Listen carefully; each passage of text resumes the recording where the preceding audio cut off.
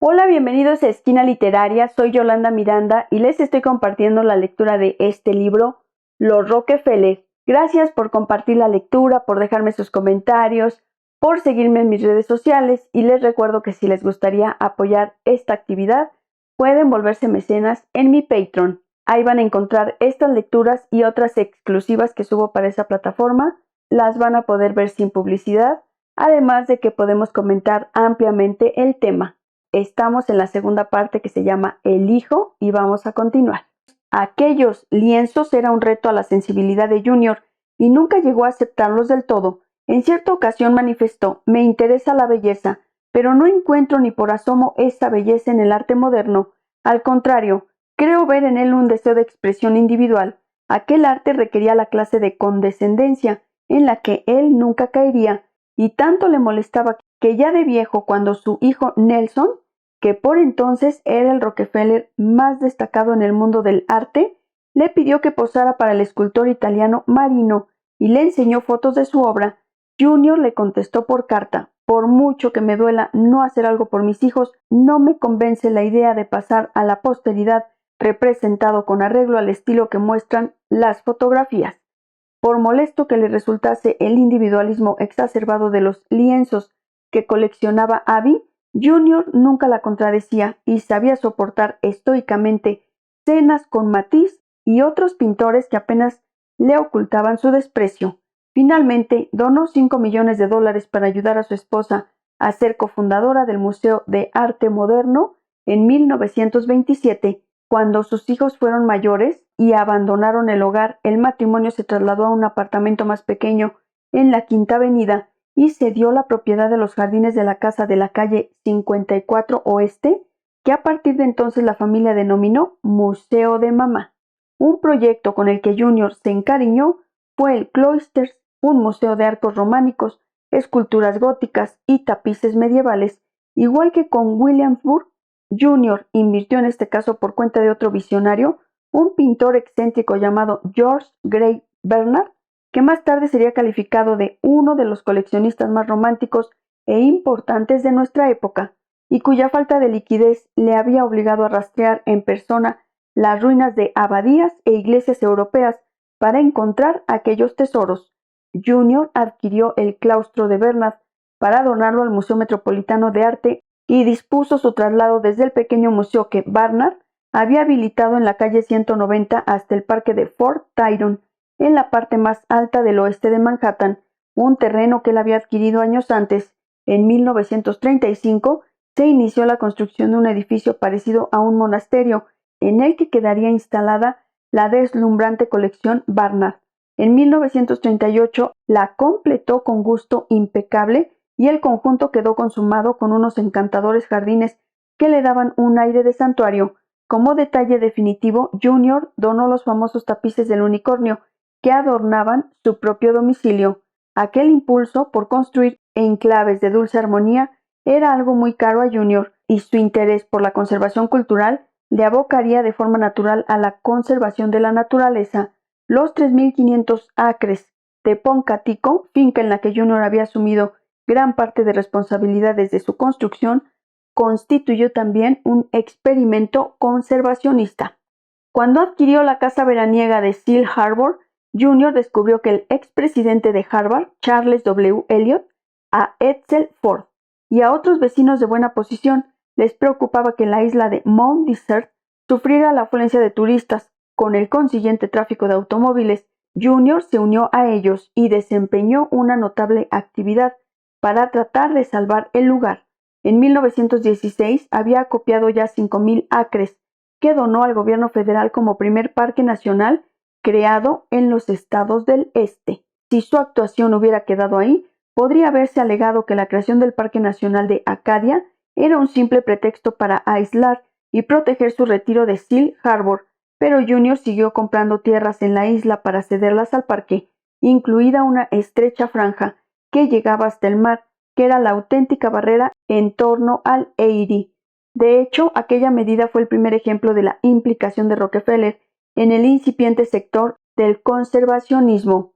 En 1924, Junior y Abby viajaron por el oeste. Les acompañaban los tres hijos mayores, John III, Nelson y Lawrence primero recorrieron Nuevo México y Colorado y después decidieron ir a Yellowstone, la perla del recién creado 1916 Servicio de Parques Nacionales. Albrecht, superintendente de Yellowstone, recibió un telegrama de Washington anunciando la visita de Rockefeller hijo, que viajaba con el seudónimo de Mr. Davidson.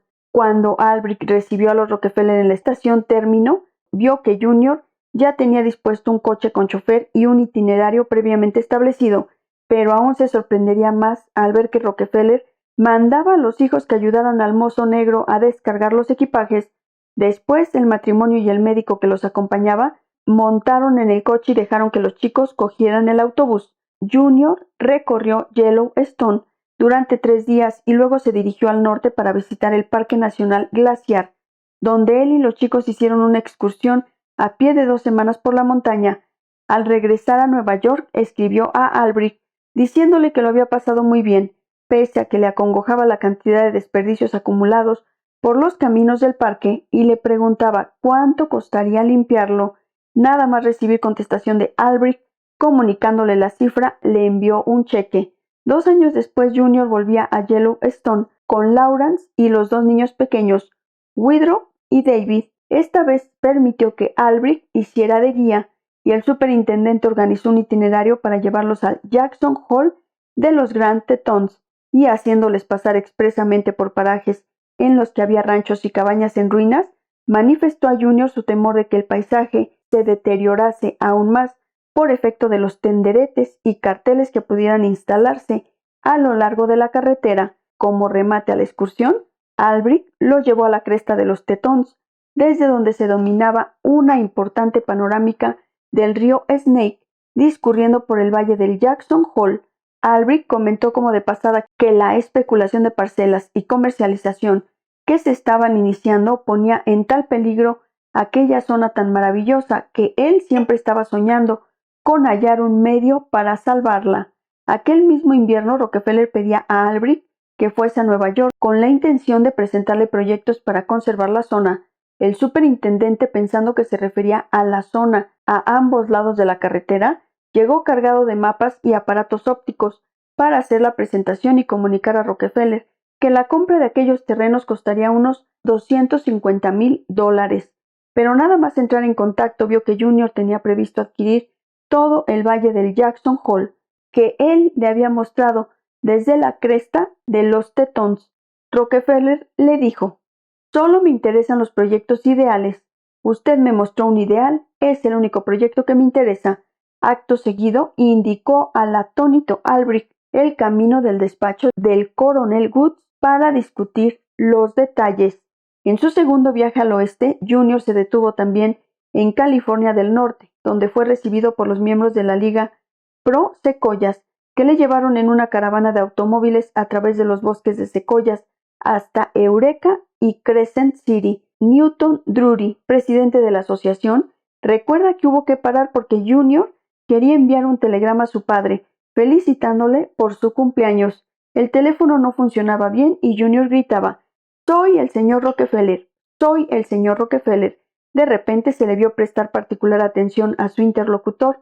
Se volvió hacia la comitiva, hizo una mueca y dijo: «El del otro extremo del hilo no para de decir que es el señor Carnegie». Animación y buen humor fueron la tónica del viaje, y al final Junior decidió aportar la primera contribución de una suma que alcanzaría más de $2 millones para una causa que culminaría en la creación del Parque Nacional Redwood.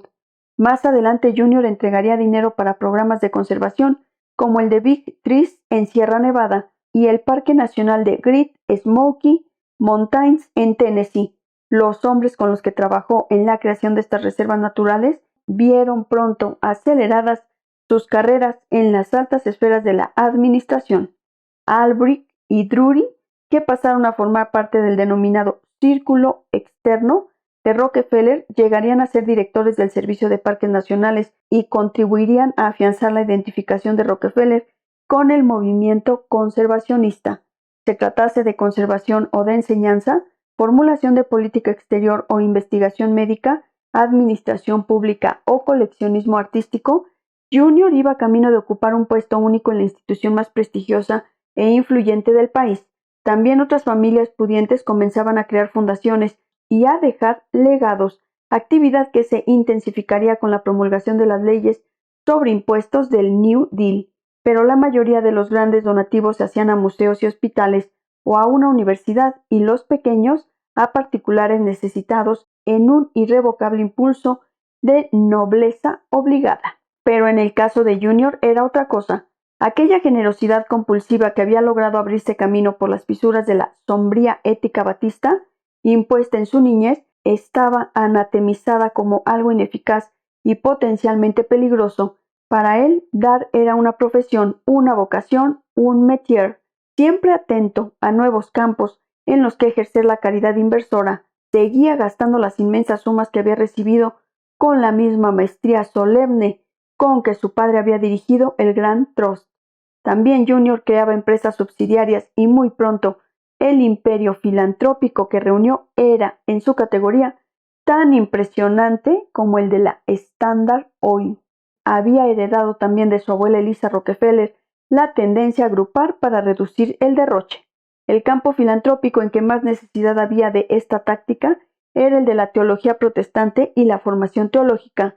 Cuanto mayor se hacía, más se distanciaba de la iglesia batista en que había transcurrido su niñez y la vida de sus padres. Entendía que por una tosuda adscripción a los dogmas fundamentalistas y por sus rencillas internas, la iglesia podría perder su influencia, reflexión muy parecida al que su padre había visto que la competencia irrefrenada de los refinadores de petróleo haría bajar los precios. Ya en 1910, influido por Gates y Mott, había mostrado su sorpresa por los esfuerzos perdidos de las diversas iglesias protestantes por reyertas sectarias y el grado en que aquella situación repercutía negativamente sobre la labor misional en el extranjero. Después de la Primera Guerra Mundial, se vinculó notablemente al movimiento mundial interiglesias, creado al calor del optimismo suscitado por la victoria en Europa. Si la unidad había permitido derrotar al Kaiser, ¿por qué no a la religiosidad? Y por el práctico convencimiento de la necesidad de otra cruzada para unificar las facciones en pugna de la cristiandad. La creación del Consejo Federal de Iglesias en 1908 había servido al movimiento ecuménico de estructura organizativa preliminar y Junior era de los que pensaban que había llegado la hora de extender el movimiento al resto del globo.